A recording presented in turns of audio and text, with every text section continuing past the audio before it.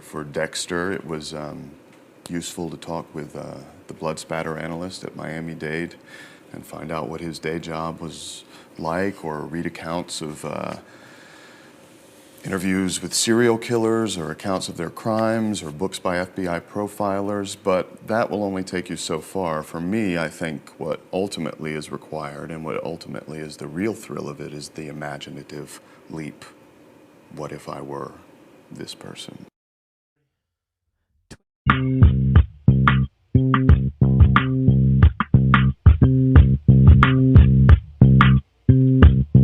A pilot podcast.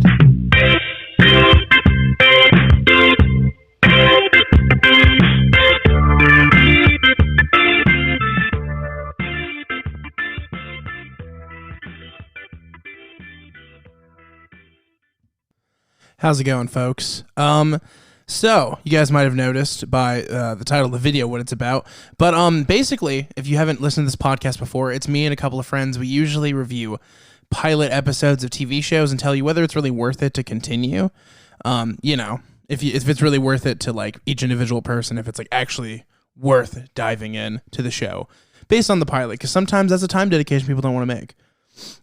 But right now we're working on a lot of content with the channel. We're going to be doing more stuff in the future. I can't say what those things are, but we're going to be doing more stuff in the future. And, well, basically, I figured with how busy we are right now, I should just put out a video where it's just me since I have a little bit extra time.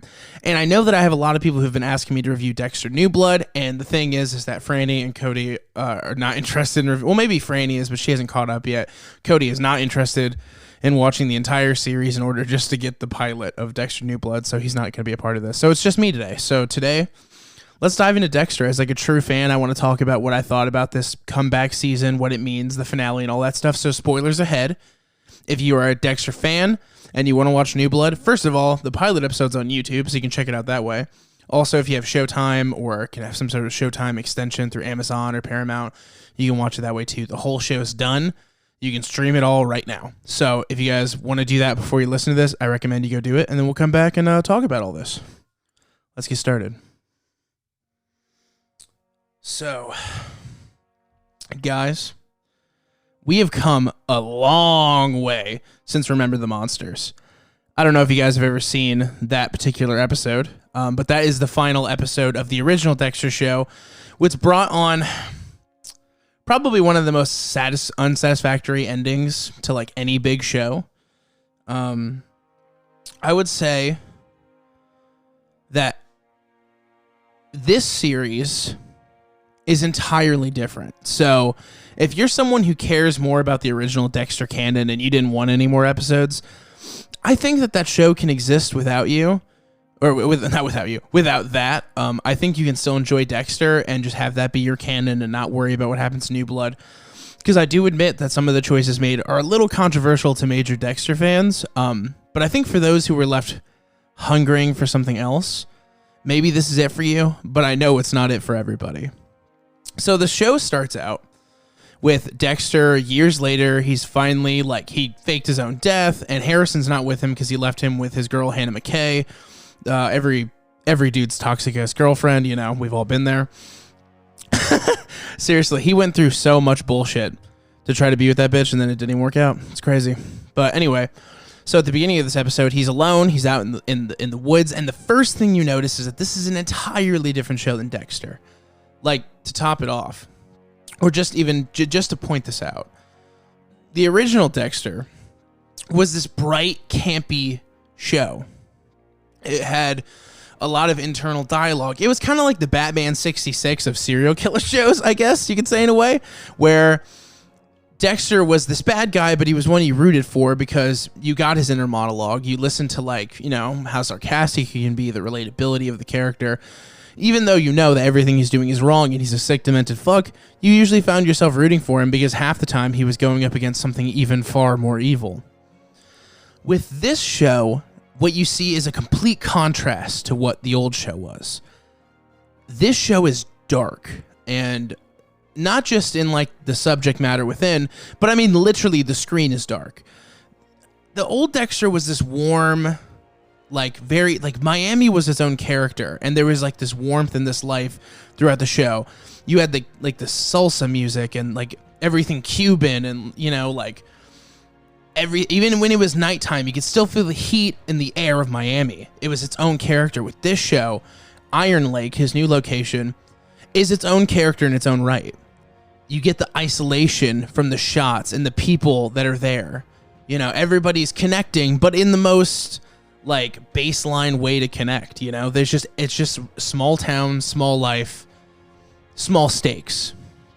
And I think that that's what Dexter wanted, so that's why he moved there. But then you'll come to find out that his dark passenger, even though he's silenced it for so long, will eventually speak, and you'll hear that monologue again toward the end of that pilot episode. And a lot happens in that pilot episode, actually. He kills someone, which is insane, and then Harrison comes back, his son. You find out that when Harrison went off with Hannah a number of years ago, she died of cancer, and he was left in the streets of Argentina by himself, and eventually made it back over to the States through like homeless shelters, boys' homes, and just traveling by foot, trying to find his dad and understand why his dad abandoned him. And that's kind of the reason the show is called Dexter New Blood. This show is less so about a manhunt for Dexter, although I know a lot of people wanted that, and more about, okay, Dexter has an opportunity to restart. What is he going to do with it? And what you come to find is that nobody ever gets that opportunity to restart. Not just in the sense that whatever he was going to do was never going to stop him from letting his dark passenger out because he's addicted to it, but also the fact that if you do horrible things, it'll come back and bite you. He underestimated this girlfriend he got, who's basically, I think, the sheriff, I guess you could say, who had a friend go missing years ago. And he just assumes, like, you know, that this cop, she's better camouflage. If he's dating the cop, nobody's going to think a second about him being someone who maybe faked his death and ran away. But he underestimates her because she is crucial in bringing what would be Dexter's downfall. Now, the other part of the show, and I'm glad that they did this, they always have Dexter have kind of a rival, another opposite serial killer, somebody who he can hunt in a sense. And in this season, they had Clancy Brown playing just the most sinister, disgusting man. And you just could not help but delight whenever he was on screen to do something horrific.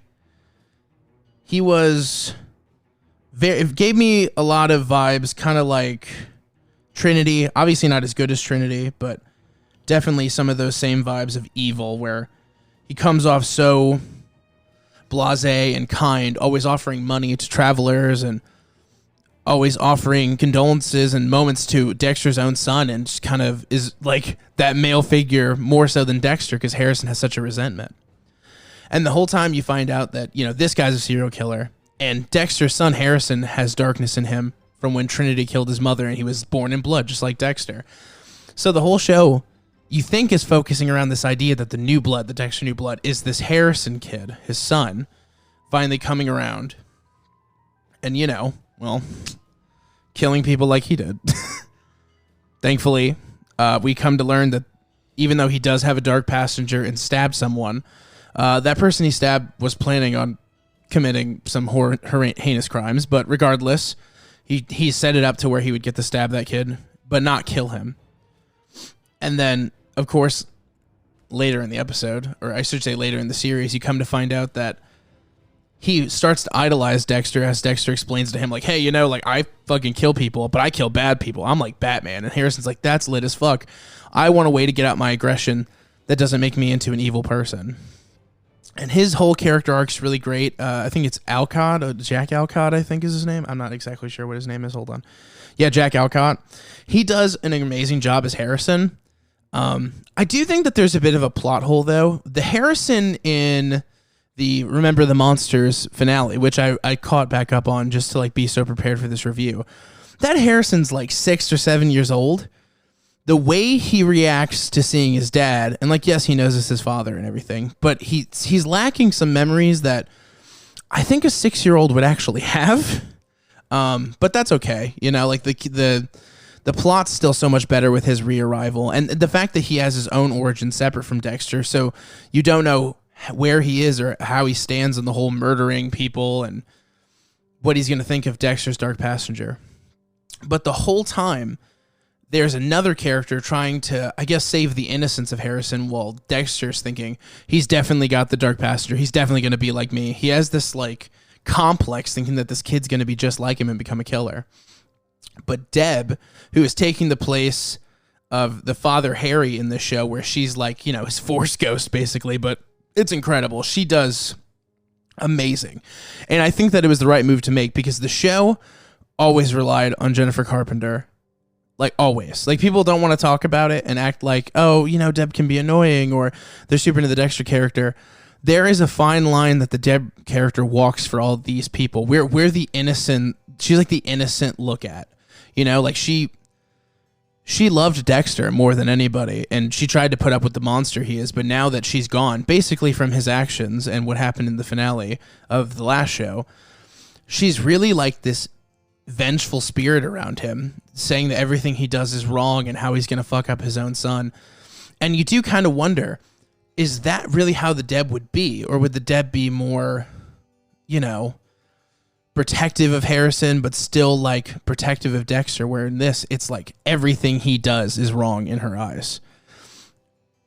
I think that that's an interesting choice, and it's a lot like Harry, but it's even more intense, because Harry may have killed himself because of Dexter, spoilers, obviously, in the past, but this is a less direct thing where Deb didn't make a choice to die, but Dexter was definitely responsible for her death.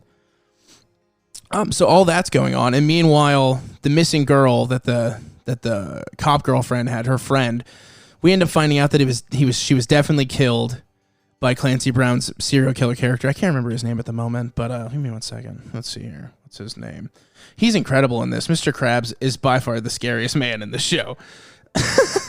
But he plays Kurt Caldwell, right? And then his son was the other Caldwell who Dexter killed for just shooting a white deer.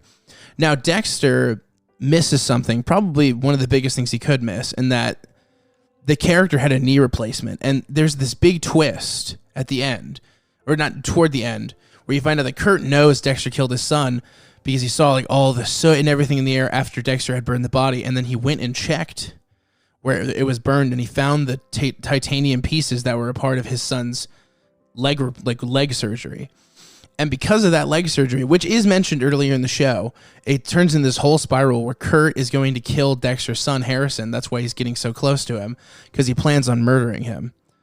Like, the whole time you're like, does he have like this connection because he misses his son? There's like that element to it, but you see that he mistreats teenagers and young people that are coming through town as runaways. And that's kind of the character Harrison is, even though he's with Dexter. He's the same kind of guy who like is looking for anyone desperately to be nice to him and take pity on him.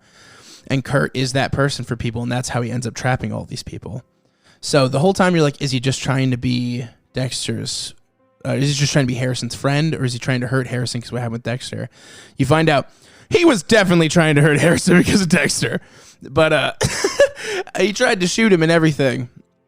And so after that whole scenario happens, Dexter finally reveals to Harrison his dark passenger. Harrison goes along with it. Like I said, he thinks his dad's Batman. And then meanwhile, they find all of Kurt's victims, all the bodies that he had, as well as they obviously catch him and kill him. Oh, and there's this great sequence earlier in the show where Dexter's running away from one of his henchmen who's got a gun. It's a great sequence. And at the end, it's like the guy's like, it was nothing personal. And Dexter's like, you're trying to hurt my son. That's as personal as it gets. And stabs him to shit. That was amazing. But one of the things I noticed about the show. Oh, wait, first, let me talk about this part. Sorry, I'm just speaking my thoughts here. I mean, you guys definitely leave comments if I missed anything or if there's anything that you wanted to know my thoughts on. I just finished the show not too long ago, so all my ideas are super fresh. But I got to tell you, we'll get to some of the more thoughtful parts here in a second after I explain how I feel about this. One of the things that happens is, so they kill Kurt, and then they find all these bodies, and one of the bodies is actually of a woman who throughout the whole show you see has this podcast, and she's in town tracking Kurt Caldwell's son's murder. What she thinks is, but she doesn't know for sure is a murder yet, and never finds out in time because she's killed by Kurt himself.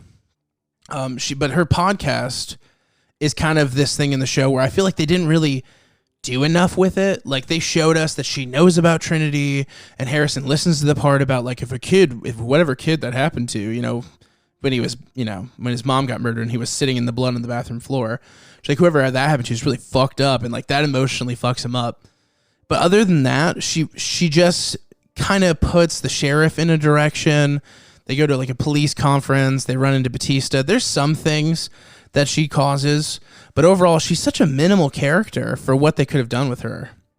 I feel like her being like the downfall of Dexter could have been interesting, but I think would be more interesting is if Harrison had reached out to her being like, if that kid's out there somewhere, tell her he's that kid, and then start an intrigue level from there. Like, what are you doing here? Why is your dad, you know, hiding his identity? What's going on with all this? Why did he help me when Kurt tried to kill me in that cabin? Why did he help me get out of it? Like, there's so many great questions that could have come out of the Harrison character connecting with this person.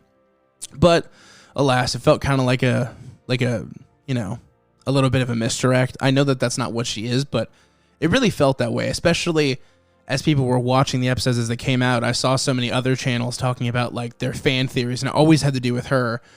And I just kept thinking when I was watching her, I'm like, they didn't really develop a full character here. I very much doubt that she's going to be doing much, but I suppose we'll see. Anyway, so one thing leads to another. All the bodies are there.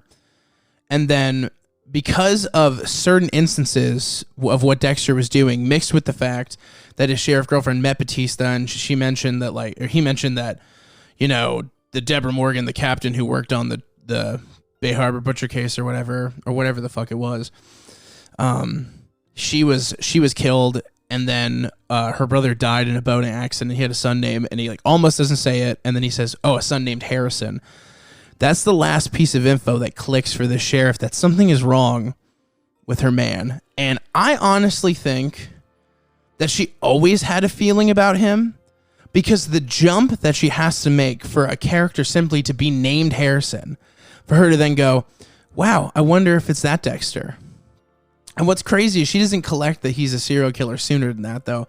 I mean, she has theories, but she has him work as a blood spanner analyst for one scene in secret after she found out, even though she really should have been like figuring out, well, why the fuck did you hide your identity? Why'd you decide to off yourself in theory? And then there's that edge between them for a while where she knows he's Dexter. He knows that she knows that he's Dexter, but they just kind of play along. And I think the reason he does that is he actually is so full of himself. He's like, she'll never connect those dots. I'm such a good liar. She'll never figure it out. Guess what, buddy? She fucking figures it out.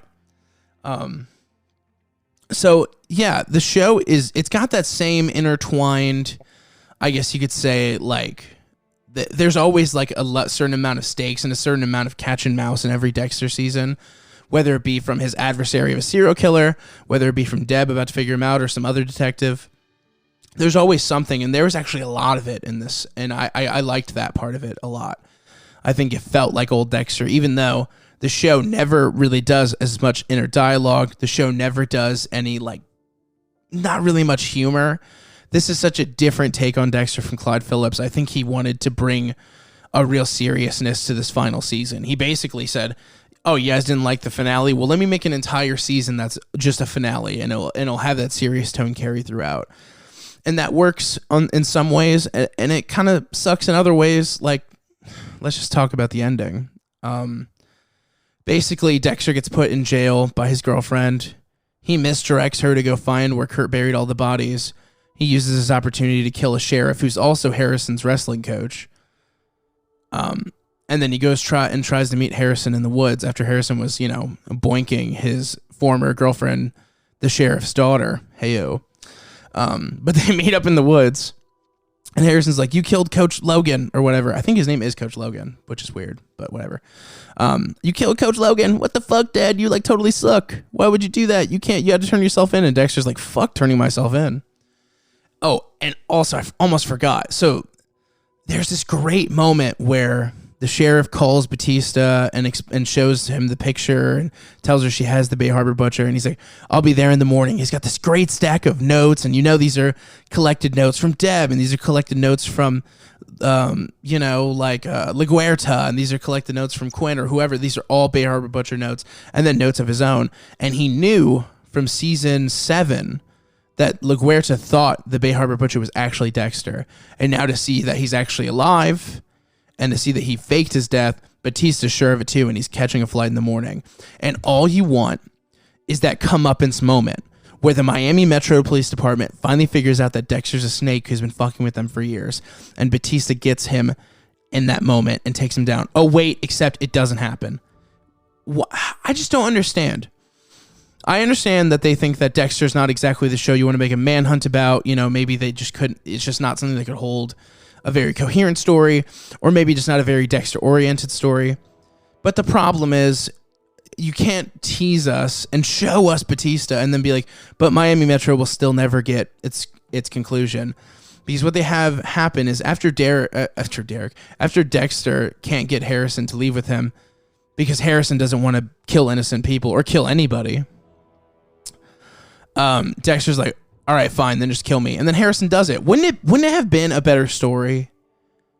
Because Harrison shoots Dexter, and then that's the end. And it's like, oh, taken out by my own family. I've never felt love until now. And like, that was like a love tap from his son or whatever, because he doesn't want to have to be caught and shit. But it's bullshit. For one, it paints Dexter in this really human light, which I think is a problem. I understand that we relate to Dexter, but he's done a lot of heinous things, and he should have to pay for the things he's done. And simply being taken out by his own son in a loving moment in the woods is not good enough for me. It's not good enough for what happened to Rita. It's not good enough for what happened to Deb. And it's not good enough to happen to any of his other victims, like LaGuerta, which he's in a way responsible for, amongst so many other people. He kind of, in a sense, still gets away with it. And then, the sheriff comes up and is like, you're Harrison, blah, blah. It would have been better if Harrison had just refused to kill him. Dexter would have served his day in court in a final episode. And Batista would have gotten that chance, that one-on-one conversation with him that we would all be dying for. That would be amazing television. I mean, for fuck's sake, Dexter had his ex-wife killed in a way. Dexter put him in danger so many times, and people he cared about. You think that there would be something. It feels like they were like, you know what? We only have 10 episodes to do this. Let's wrap it up. But why? Like, if you're just going to end it in that same unsatisfying way, but there's just no going back now, what was really the point of all of it? I think that it's still a great ride, and I think it was a good show. But the ending is very disappointing with how good the rest of the show is. The final scene is the sheriff being like, oh, Harrison, you can't be here. Apparently he shot Dexter out of self-defense, so I don't get why he can't be there. I would stay. What, is the kid really going to be better being on the run with like a couple of bucks in his pocket and a pickup truck that's owned by a serial killer, a former serial killer? Is he really going to do much better? Why not just say he shot him in self-defense and not have the running aspect added in? I don't get it. But this whole show ends with this note from Dexter that he had written for Harrison a long time ago, back when he had decided, like, hey, I can't go back to that life. I'm just going to ruin Harrison's life, and I just need to, like, start over. Hannah needs to take care of him. He wrote this note about, like, just let me die so he can be free, which is, it's a cool ending, I guess, in that way, where it's like, okay, he died, so now Harrison can be free, I guess, in a sense. But also not really. That's a pretty messy metaphor. And also, these are brand new, like, these are newly written notes. So, like, you know what I mean? Like, he may have written them a long time ago, but they were never present in the show before this moment where you had actually heard the words he spoke. So, it's not really as full circle as they would want it to be, or at least as they were going for, in my opinion. But I can't help it. Even with all these problems, I still had a fuck of an awesome time watching this. I think that Michael C. Hall is just as good as Dexter as he ever was before, if not better. I think that he added the age in very effectively, where Dexter is still Dexter, but he's aging. There's things, he's slipping. He's not as perfect as he used to be. He's not as strong.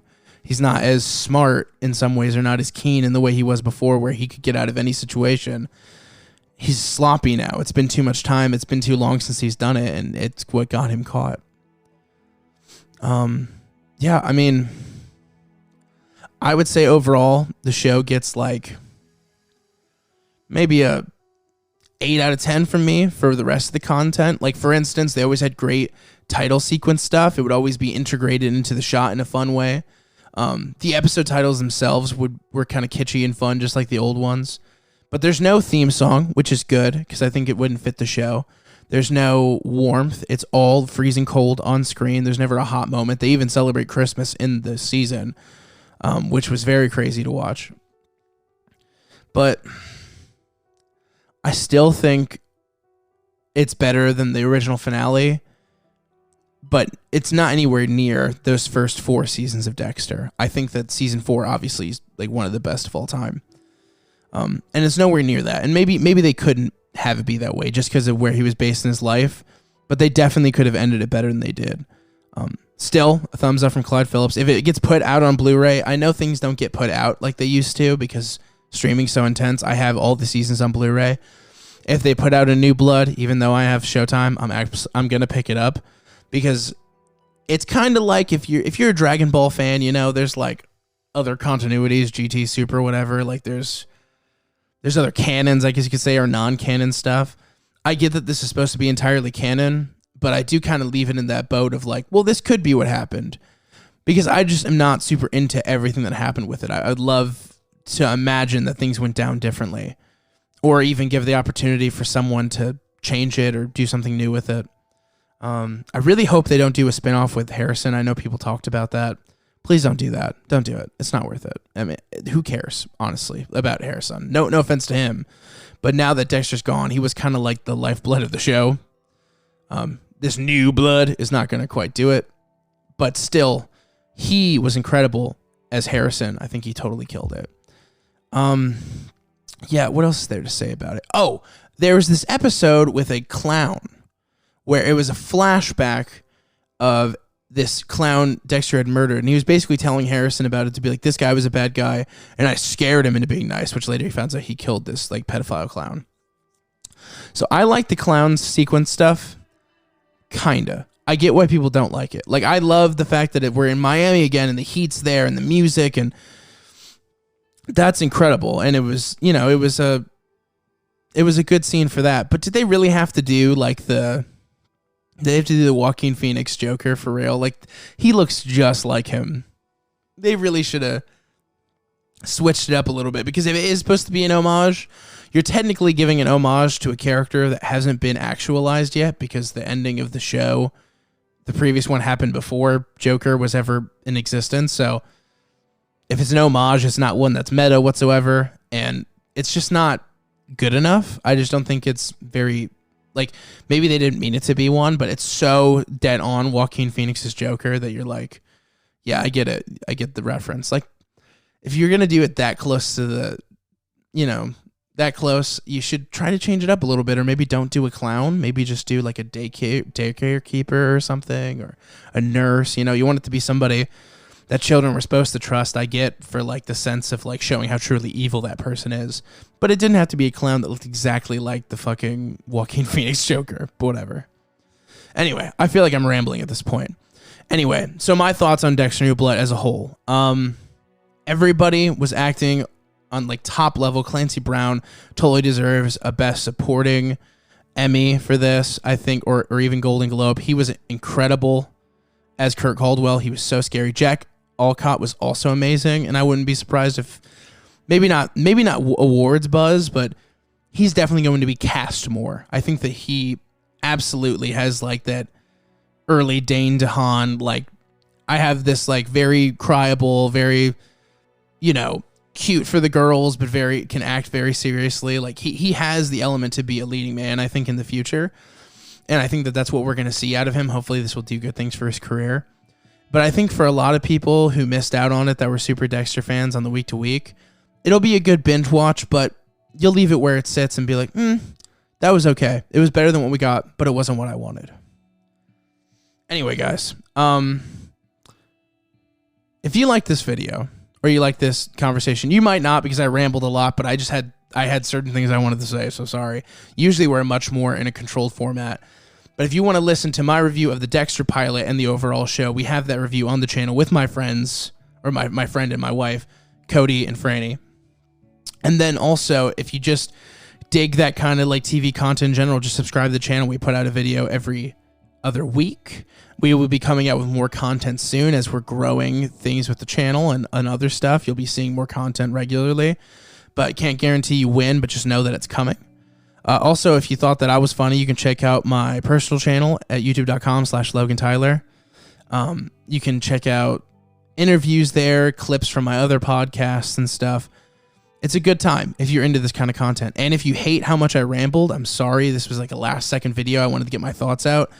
I, yet again, am sorry for like not having it in full control. But, there is one other thing I wanted to say about Dexter. Sorry, just real quick.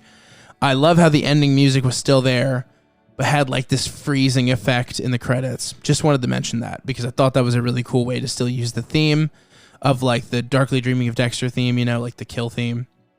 I think to use it in that way to still like give this like mark, like, yes, this is Dexter, but it's different, was a good idea. Sorry.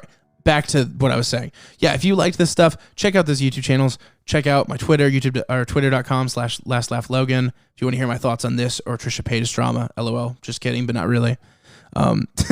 Anyway, guys, thank you so much for listening. I hope you liked it.